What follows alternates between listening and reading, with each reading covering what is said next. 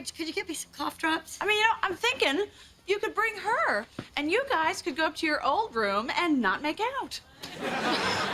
Ross, a cough drop, please. At least I know she's not going out with me to get into R-rated movies.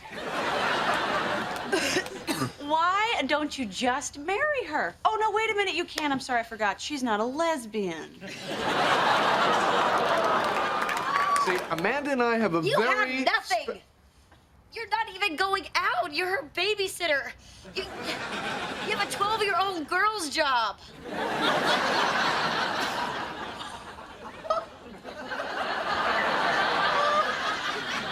Oh, that is so sad. And what are you laughing at? This my keg-sucking boyfriend is stealing from me? Hey, so he stole a couple bucks from me. Big deal. At least he bought me something with it. That's mine!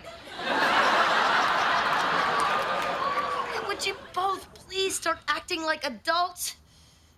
Give me my cough drops. Fine. Sorry. Here. At least I made $10 in my relationship.